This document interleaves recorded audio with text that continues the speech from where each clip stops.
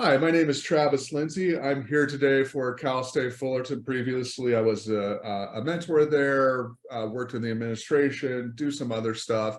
But today, I'm happy to be interviewing one of our alumni, a mentor in the program, a donor, all-around good guy, Ali Roushanzamir, and what he's up to right now. So, Ali, before we get started, I wanted to just uh, uh, mention something that that you alerted me to, and it's the work that you've been doing with Mercy House. Specifically, reached out to Stephany Mota. She said it's been amazing to work with you, and that you're dedicated to social entrepreneurship. So, why don't you introduce yourself and what you're doing that is entrepreneurial and socially responsible? Well, I first want to thank you for giving me this opportunity. As you know, I'm so fond of the university and their movement forward with social impact and entrepreneurs who are making a true difference in our communities.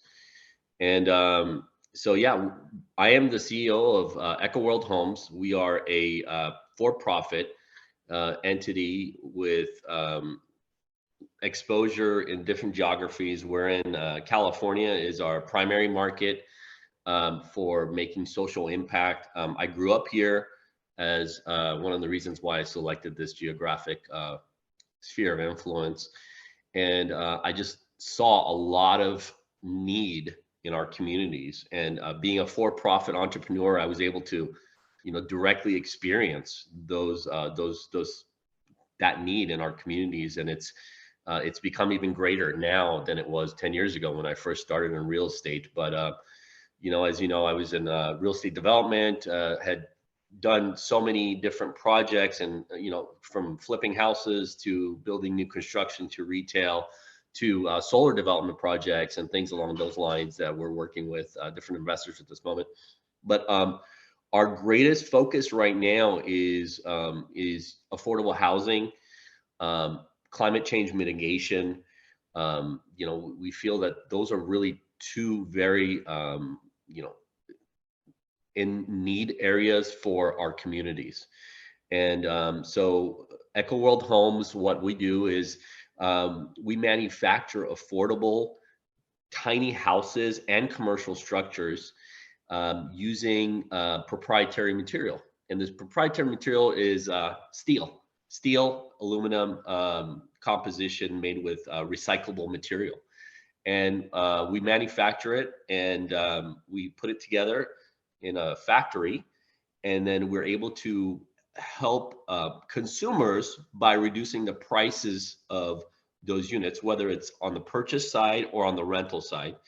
We've decided that we can make most impact on our community by actually using the resources that we have to help renters, because we feel that's such an area of need with homeless in Los Angeles County topping over 100,000 people right now.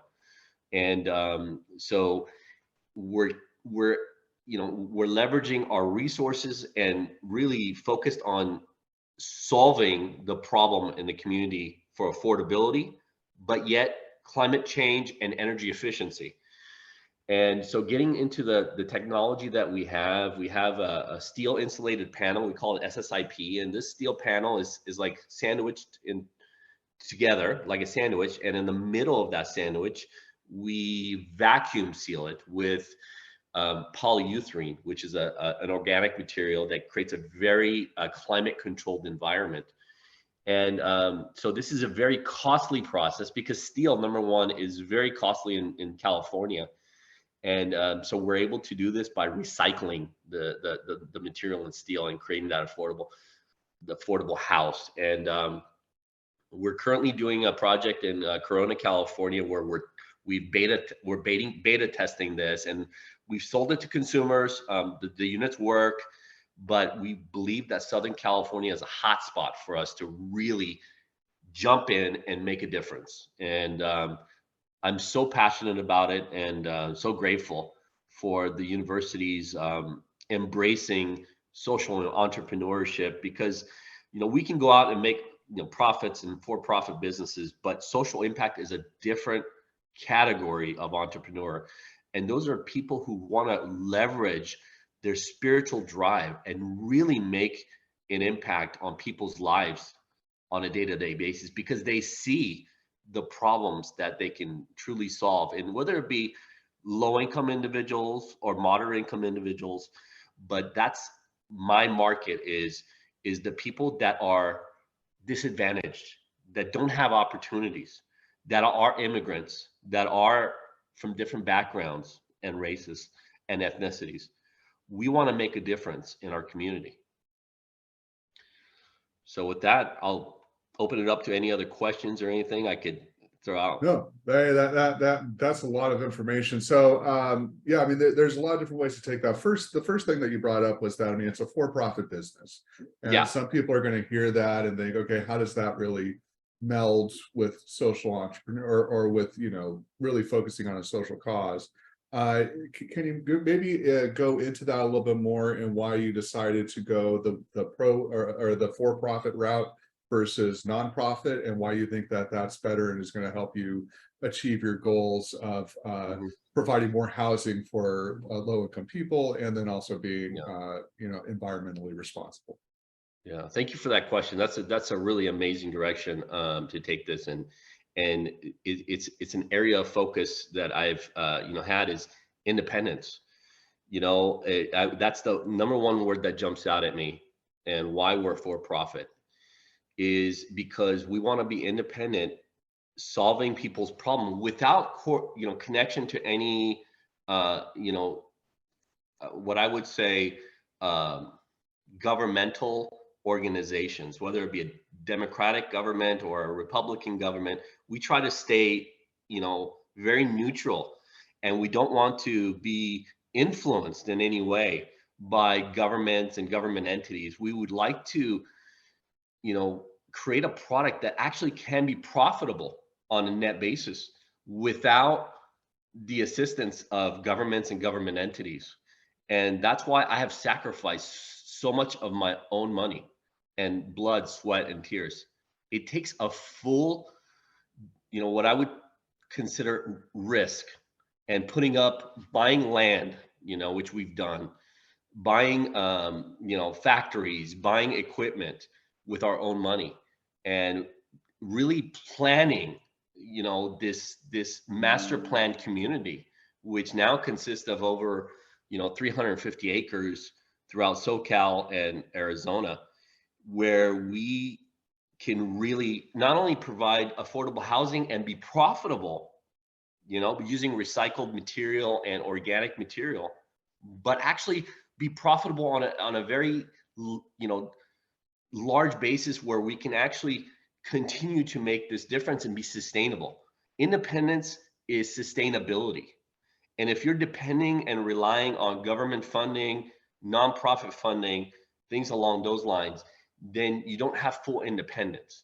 Sure, our clients are nonprofits and, you know, people that you know, are trying to help the needy, but we are not funded by any of those entities. We are funded by my blood, sweat, and tears. And I have my full passion and spiritual drive in this business, and I will not let up until we succeed. Yeah, I mean, it's something that I've noticed, I mean, in education, right? So I worked over at Cal State Fullerton for a decade, again, like as a professor and some other stuff.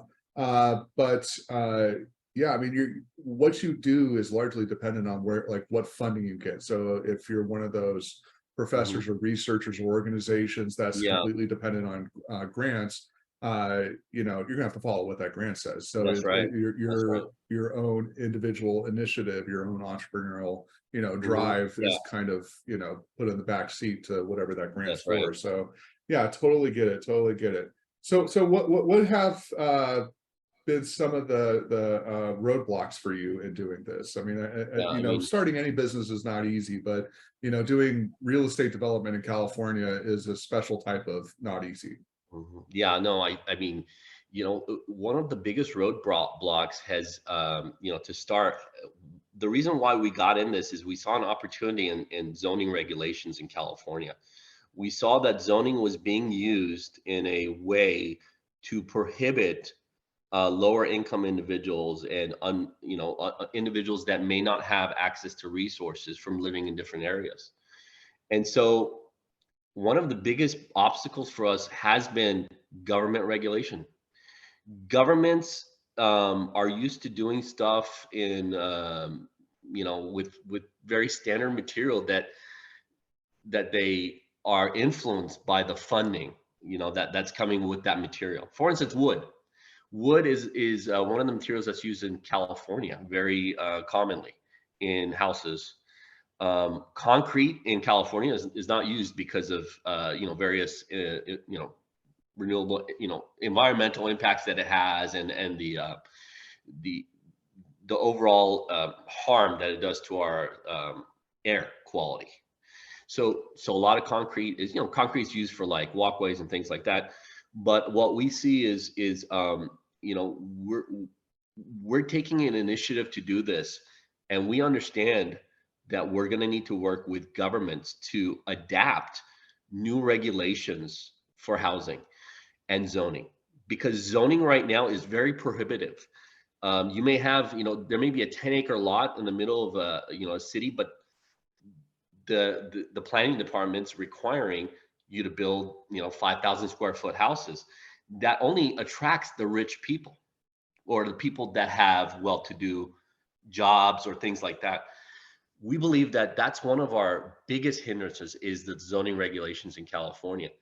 And although we have a lot of land that we've acquired that meets the zoning criteria for doing affordable housing and things along those lines, we were driven by those obstacles because we believe that we can make a change in overcoming those obstacles, and be true partners with our local community, for them to understand that if a poor person lives in your community, it doesn't mean that there's going to be higher crime. If a person that comes from a different ethnicity or background comes in your community, it doesn't mean that you're going to have lower home values. And so we're working hard to overcome those obstacles, and working with nonprofits and things along those lines. And we may get pushback from local governments still, because depending on what the government is, whether it's Republican or Democrat. Like I said, I'm a neutral party, so I go at it from a social entrepreneurial perspective. But those are some of the issues that we're going to be facing in the future. Now, moving forward, there's a couple other obstacles that I can just pop up at you that jump out at me immediately, which are the materials. As I stated, like wood is very commonly used. Cement is not used in California, and steel is unheard of in California because, boy, steel is so expensive. But if we use recycled steel, we're able to reduce the cost of that steel by 80%. And so what we've done is we have acquired large inventories of steel and recyclable materials, and are able to redeploy that material in our communities on a safe basis. We melt it down so it's completely new, and able to redeploy it in a way that it can be used for repurposing and addressing to some of the needs that are in our communities. So those are two of the big challenges that we've had. There's several more I can just sit here and name off, and I don't want to, I don't want to take too much of your time, Travis. But those are the biggest.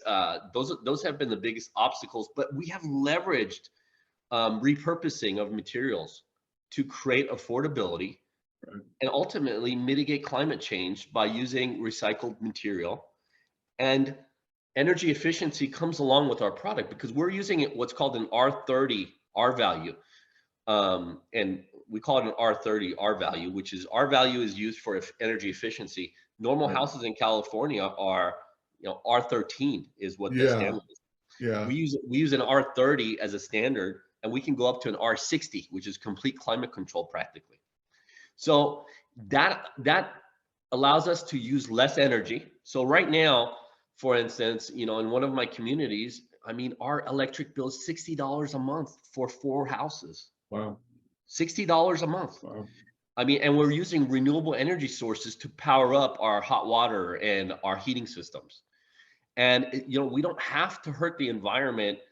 And it takes, mavens like me to really step out and you really let people know what it takes. Unfortunately, I haven't had as much time as I want on social media and things like that. I've been so focused on building and really making an impact. But when I build up to a certain level, I'm going to start to get out there and educate. That's going to be my next real you know way of getting the word out to people. Right, yeah, and that's one of the things that is so interesting about just entrepreneurship in general, but also, social entrepreneurship is that, Yeah. uh, and specifically going the for-profit route versus nonprofit, where you're more dependent on donations and grants and all the other stuff. Yeah, But when you go that for-profit route, you're able to figure out different solutions, maybe those that aren't necessarily the most that's right. championed in the houses of government at the moment. So, I mean, the R30, I think that's the correct term. Yeah, That refers to insulation and that's how right. well insulated the house is, and that could lead to savings of hundreds, if not thousands, of dollars a year on heating and cooling, which directly benefits not only your pocketbook, which is great, but also benefits the environment and all that other stuff. Takes some pressure off the grid and has a huge impact. And it's something that everybody can do, and it's not prohibitively expensive. In fact, I Yeah. mean, I don't know what the case is in your situation, but the time, the break-even point on doing that kind of installation is probably what, like a year, 18 months, something like that. Oh, no, it's I mean, if you amortize that over the life of the house, if it's let's just say, the depreciable lifespan of a house is, like 50 years. I mean, you're talking, and we're just applying this towards houses, but our next, movement on this is actually going to industrial buildings and building industrial space. You're talking about completely changing the landscape of California, which is prone to wildfires, prone to, energy loss, and prone to, lack of energy demand issues, a disbalance in energy demands. I mean, you're talking millions or possibly billions of dollars of savings in what we're doing. We're starting to make a footprint with tiny houses, but understand that there's a bigger, there's a bigger application to this whole thing in the future. And it's that impact that I'm driven by, that, in different areas, whether it be wildfire mitigation, whether it be, flood mitigation. I mean, climate change has really caused a complete disarray in our, climatic systems. And so we really can make such an impact. And I'm talking billions, and not, if not trillions even, in the industrial. I mean, you look at an industrial building, for instance, that's built out of concrete. They do tilt up industrial buildings. They don't have it, insulation in them. You know, what happens to all that energy that they're using to heat, using HVAC systems and different type of systems that they use to cool off those buildings as those machines are going? That energy gets lost in the atmosphere. And so energy efficiency, I mean, I love solar. Don't get me wrong. Solar is an amazing technology, and we use it, we deploy it for off-grid applications. But if you really look at energy efficiency in a holistic manner and understand that if you keep that energy inside the building, you save 50% from energy loss. Well, geez, we've added so much more supply of energy to our grid systems. And so, yeah, I mean, there's just different ways to look at it. But ultimately, I see such a big picture in what we're doing here, and I'm so excited by it. Awesome. All right. So you graduated from Cal State Fullerton in, early 2000s. Let's put it that way. Yeah. I was hoping you wouldn't give away the date there. No, I I'm won't. older now, Sometime in the past, a couple of years. Yeah. So, It's sometimes, yeah, a couple right. decades, right? Yeah, Yeah. it's been a while. We've had a good relationship with the university. We love the university, and You know, it it goes for everything that we're trying to advocate in communities, and you know, they're very open to, you know, having opportunity in education, and we love that. But that's the reason why I picked that university, is because, you know, I could have gone to a, you know, private university for undergraduate work, but you know, the university was known for giving opportunities to disadvantaged and people that need, you know, the education. And I will tell you this, as an experienced, I have a degree in business and finance, among, you know, and then I've got some real estate focus that I did at Cal State Fullerton in my undergrad work. But I can tell you that this university is rigorous. The academics of Cal State Fullerton, I would compare to a Harvard or a Yale. And I say that very truly because our professors are, you know, truly in there in a neutral, you know, stance, truly trying to make impact on the students and challenging them for higher levels of performance. And that experience really enabled me to step out and not be afraid of uncertainty in the world, but embrace that uncertainty and take it on head first. So it was an amazing experience that I had at the university, and I hope to continue. My dream is to continue to be involved in university academics as my time allows me. As you know, I'm like really nose to the grinder, trying to make a social impact.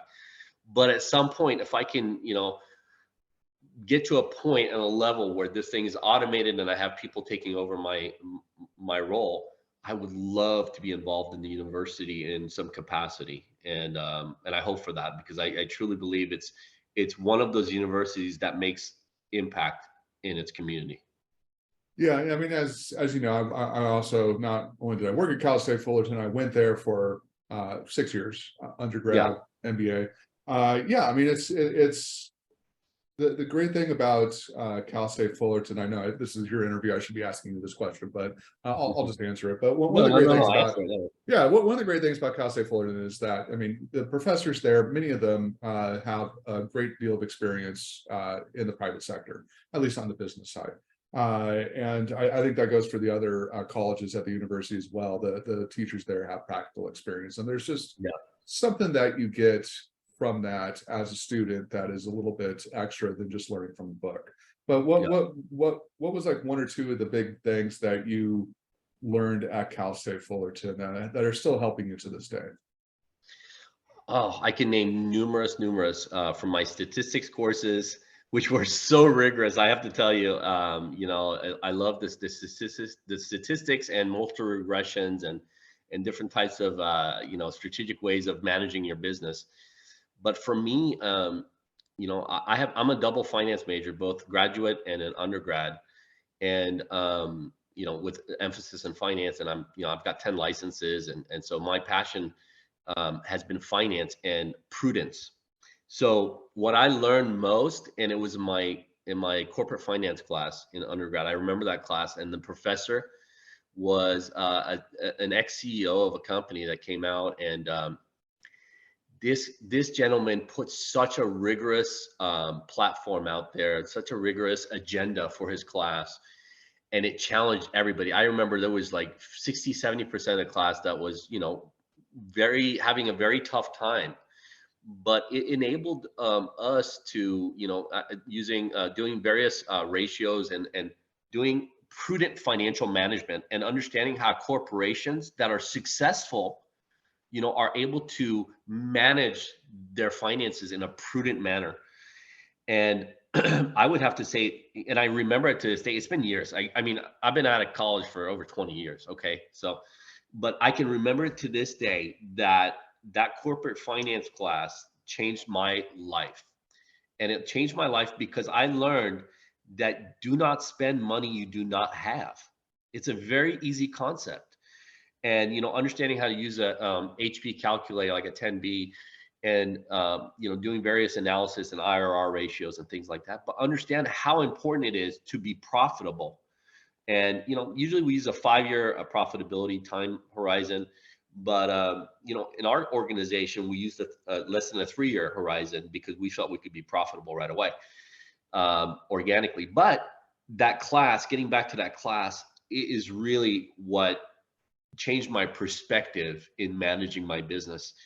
I emphasize how important just finances are, and for entrepreneurs, whether you're social or not, to be self-reliant, and how important it is to manage your money on a very prudent basis, rather than, we're used to technology companies starting out and just blowing through finances quickly, as you've seen being in the VC world, the Oh virtual yeah, venture capital. yeah. And so, our objective has been from the beginning prudent financial management and acceleration to net cash flows, not just gross sales, but net cash flows. And that really brings back that class for me and how much I learned to be able to apply that very important skill, finance. And that's why I selected double finance. I did graduate work in finance and undergrad in finance. And Cal State Fullerton was the driving force behind every success I've had in my professional career. Yeah, And so yeah, let's stick on that real quick, because I mean, a lot of entrepreneurship students, whenever they see numbers on a page, I think that they either get narcolepsy, or they actively try to run the other way, just because it's hard. It's not something that they're used to. I mean, what kind of advice would you give to somebody? I mean, you're a finance major. I was a finance major, so we yeah, naturally have somewhat of an affinity for numbers. But yeah, what would you say to somebody, maybe somebody that you've worked with, or a future student, or yeah. whatever the case may be? What do you say to them to get them to embrace numbers and really Mhm. try their best to figure that out? Well, number one, I think that everybody should have like a finance 101 type education, or at least read a book, and understand what how balance sheet, financial income statements, cash flow statements work. um, as a CEO, it's one of the most important characteristics you can have is understand how those finances work in conjunction with your business. But also, one of the things as technology entrepreneurs and social impact entrepreneurs we are driven towards is just creating sales, but yet not looking at our bottom line of net income.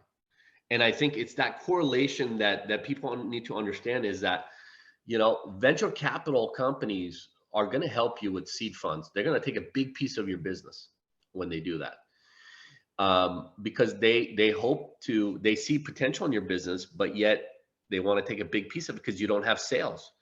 But if you can actually organically create sales using your purpose-driven motivations, but have a very fine-tooth microscopic focus on your net income. It's all about net income, is where how fast can you get to profitability is what my company is driven by. How fast can you get to net profitability without just creating sales? We can go out and create fake sales all day long. I've seen a lot of organizations do that and then go bankrupt because they've taken on so much debt. But focusing on sales in conjunction with net income, and understanding the capital stack that fits in there, it really has an impact on the future of the organization and your decision making. Right. Yeah, yeah. It's you're absolutely right. It's more than just making sales or getting people on as customers or whatever that might be. I mean, it has to be worthwhile. It has to fit within the business, and it has to Yeah, lead to something where the business can actually grow on. Because you're right. I mean, there's a lot of startups. I mean, a lot of startups that people have heard about who are listening to this right now, that have been covered in the national news, Forbes, wherever. And I mean, they were never profitable, right? I mean, they're no, huge venture-backed companies, made billions of dollars, and never turned a profit. So no, yeah, I mean, at some point, I mean, the hope there with that kind of like hyper growth kind of a situation is that they'll be able to flip the switch at some point because they have a huge audience and a bunch of yeah, users, but that generally doesn't tend to materialize. And so yeah, for a lot of the startups that I've worked with, one of the main things is, hey, figure out how you're actually going to get to be self-sustaining as quickly as Profitability. possible. And Yeah. not every business is the same. I mean, if you're going to do a real estate business, I mean, you're going to structure some of the growth off of debt, most likely, or Yeah. investment. But Yeah. yeah, I mean, you've got to figure out when you're going to, flip that switch and actually start becoming a profitable business and actually have a road path to get there. It's Otherwise, very valuable. yeah, Yeah. otherwise you're just going to be spinning your wheels, and that's Yeah. not good. And also, to piggyback on that statement, I believe, Travis, that venture capital companies and seed investors are getting tired of just throwing money to a promise that's just infinite. I mean, I understand Amazon, it took them, so long, they were able to turn profitability. They were one of the highlights of the VC industry. But, you know, generally speaking, 90% of the companies out there, it's just hope, and it's just losses till infinity. And I don't think that's sustainable. Yeah, no, for a lot of businesses, especially the ones that people actually hear about and read about, yeah, profitability doesn't really factor into it because Yeah. the assumption is that, oh, it's just too early. We're trying to figure things out. Yeah. Once we grow to a certain size, we're going to be able to monetize this and start making a lot of profit off of it. But no, that's not the case for the vast majority of businesses, and even the ones that are able to flip that switch, like an Amazon or a Facebook, as an example, they're able to start Mhm. monetizing the viewers' feeds and all that other stuff Yeah, absolutely. eventually. But like for Amazon, I mean, they didn't start making profits until AWS started becoming a bigger and bigger Yeah. portion of their business. It wasn't because they were selling so many books; it was because they had that Yeah, technical side of stuff. that's right. That's right. So Yeah. yeah, I mean, it's something that if you are listening to this and you're trying to get some insight on how to start a business, and even especially if it's a social entrepreneurial business, I mean, you've got to factor in, hey, how am I going to actually start making profits off of this, and not so that you can live a lavish lifestyle. I'm guessing, Ollie, that you're not taking trips every month to cool locations and having a lot of fun doing that. What I call is blood, sweat, and tears, Yeah, and it's sacrifice. You sacrifice a right, lot to for your spiritual drive and your business drive and your social impact aspirations. right, It's that sacrifice is where you have to live mon, you know modestly and even below means, and to make it happen. But now I feel like we're in a position where we can make a greater difference by that, because I feel the money is great, but I believe social impact will actually bring in the greater reward in the future for us. right. And so I'm so focused on that social impact, as well as I know that the finances are just in place, that I don't have to worry, that the way we've managed things, it's just the P&Ls just make sense. Right. Well, and then also, I mean, the more profitable the business is, the more that you could make an impact. Exactly. So it Right. works very hand in hand, is prudent financial management. um, doesn't have to be thrown out for the fact that you're making social impact. Right. It can work hand in hand. And if you can't figure that out, we need to figure that out, because to be independent and to be independently making social impact, you need to have prudent financial management and to be able to cash flow. Period. Yeah. Yeah. That's No, all. I mean, we could talk a long time about cash flow. Yeah. Yeah. Yeah. That is like the death of probably, I mean, most of the startups that I've Most. Yeah. seen. Yeah. Yeah. Yeah. Yeah. Most. Definitely. So yeah, that's something to keep in mind. And Yeah. so yeah, I mean, I guess the general advice to students or anybody, entrepreneurs who Yeah. aren't all that interested in finance, is that, hey, you kind of need to be interested in it. You kind of you really have to Yeah. understand it Yeah. You do. in order to be Yeah. successful. Just on a brief, topical perspective, Right. you have to have some basic knowledge, and take a class. There's YouTube videos. I mean, there's tons of stuff out there. But I really highly recommend that, as well as also you got to have demand for your business. Also, I mean, Oh, that's yeah. really important. I mean, obviously, like, we're in a business where the demand is unquenchable. I mean, affordable Right. housing in California, is an unquenchable demand that we're, we've got 50 people for one house, and the demand is really good too. So, but be prudent. Don't overdo things. Don't over leverage. Work in a sustainable fashion to where you can be independent and yet build up your cash flows to a level at some point down the line you could bring in a VC that doesn't take all of your business, and you're able to sustainably make decisions in the company. So Sounds good. So I usually like to wrap this up by asking people like what advice they have for students or first-time entrepreneurs. So I know that you've already given a lot of great advice, great life lessons to people who are listening to this. But what other advice would you have besides getting to know finances, understanding that profitability is good, it helps you do more stuff, all that other focus. What general advice would you give? And I gotta say, you have such great questions, Travis. It really it excites me because for me to be able to give this to people that may not know how important it is to have passion in the business you're in.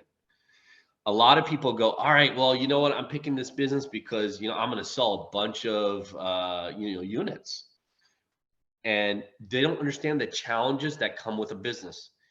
And every business has challenges, and so the biggest and greatest advice I can give to anybody going into entrepreneurship is number one rule is have passion for your business. And passion is driven by either your spiritual drive, and it's not about religion necessarily. It's about what you believe in spirituality and connecting with your God or gods or whoever you believe is a higher source. And going back to your childhood, like I did, as I grew up in an agricultural community, and really embracing those issues that I overcame as a child to adversity, and being able to leverage that for strength and passion. And without that passion, the obstacles in any business, whether it's profitable or not, are going to drive you out. And so that's the greatest advice I can give any entrepreneur, is to be so passionate that you do not fear uncertainty. And uncertainty is that you don't have a paycheck, you don't have food the next day, you don't know if you have food or if you have housing or whatever. Embrace the uncertainty and just jump in. That's what passion does for an entrepreneur, and especially in social impact, because if you understand all the challenges that I've had to adversity, ethnicity, inequality, those challenges are all wrapped into my business. And for me to be able to solve those problems are the greatest fulfillment that I can advocate to anybody. It's the greatest fulfillment. Whether I know I'm profitable. The profitability is not an issue, but the enrichment, passionately and spiritually, is so valuable, and the rewards are infinite beyond money. So I hope I've conveyed that pretty well. No, yeah, you've done a really good job conveying that. Yeah, you have to have purpose, right? Yeah, you got to take that Indiana Jones leap of faith. Although now that reference, I'm sure most of the people watching this won't get it, But anyways, you got to take that leap of faith. Absolutely. And so you have to have passion about it. Then you have to follow it up with grit to work through all those tough times as well. Mm-hmm. And so it's that's wonderful. All right, Ali, I think that is it. Thank you very much, sir. Thank you. I'm so grateful for the opportunity. Anything else you would like to share? How can people get in touch with you? Love to see you back in California, and hoping to connect with you soon, man. I for some reason I switched phones and I misplaced your phone number, but I'd love to connect with you when you come back, and hope to connect. Definitely. So how can people reach you? You can, definitely if you want to post my my number online or whatever, my cell phone number is we can post it. My email, alex@birchcap.com, alex@birchcap.com. We're a conglomerate based of little companies that we've got and things. And but yeah, And then as far as the alumni network is a great place too. I'm part of I have a lifetime alumni membership and part of that network, and so, and through you and through anybody through this video, I'd love to help out in any way that I can.